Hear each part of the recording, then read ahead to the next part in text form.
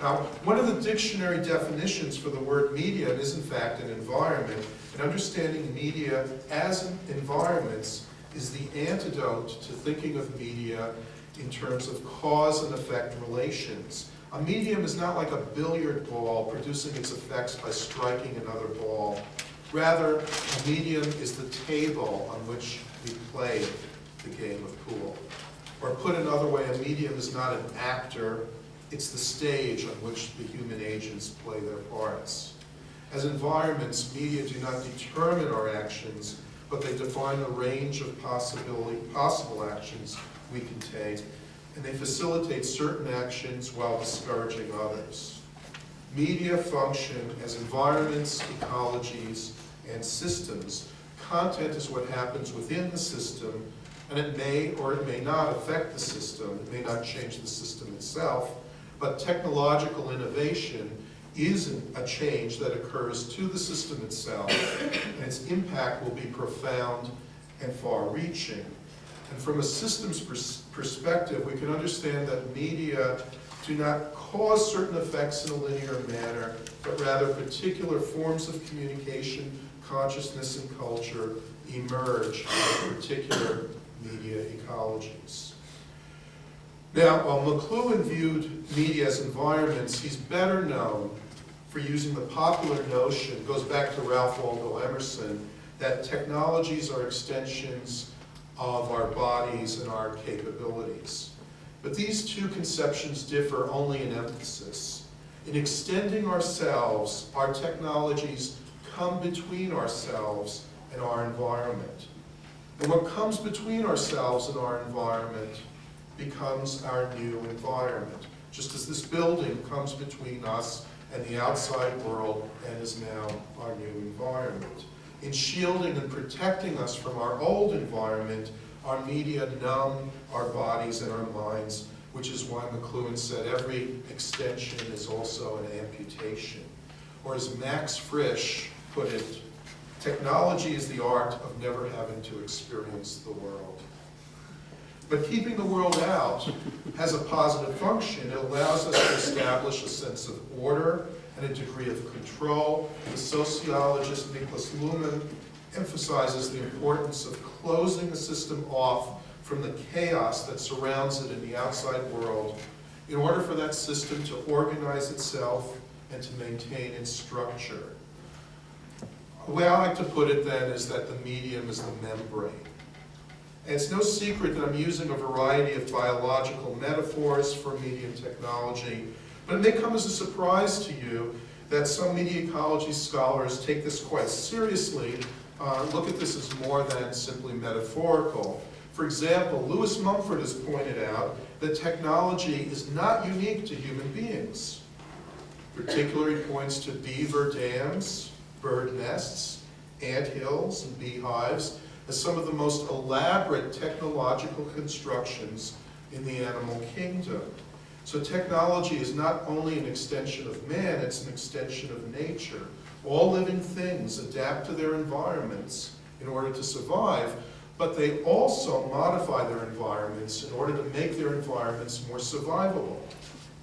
The drive to remake one's environment is the technological imperative, and it's present in bacteria and viruses just as much as it is in us. Technology is natural, and that's why human speech is a medium. It's true that we're born with a genetic predisposition for speech, for language use, which is then activated by our interaction with others.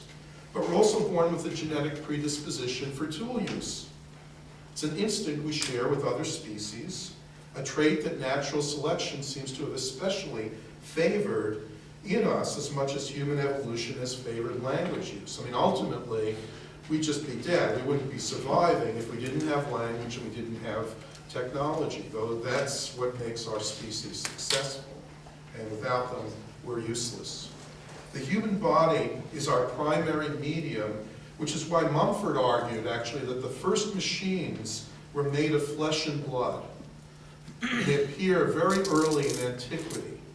Mumford called them invisible machines because they were based on the coordination and control of human labor for engineering, architectural, or military purposes. The building of the pyramids, of temples and palaces, of irrigation ditches and canals, as well as the building of empires, all were accomplished by invisible machines. Such complex coordination only became possible after the introduction of writing as a medium of organizational communication. Eventually, the fallible human parts of early machine technology would be replaced by the more reliable artificial inorganic components that we associate with modern machines. But the important point is that today, as in the past, human techniques and procedures, human organizations and institutions are also technologies comparable to tools, machines, and computers.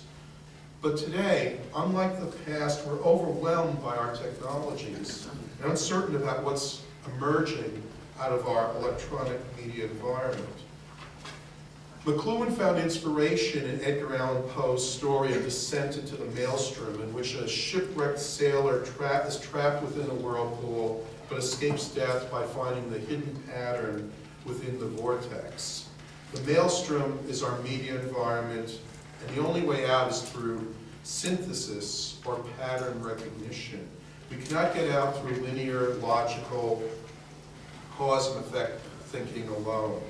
We need to work dialectically and ecologically, riding through complex systems on the edge of chaos, as they say. At this point, I would assume that you expect me to tell you how we might go about doing this.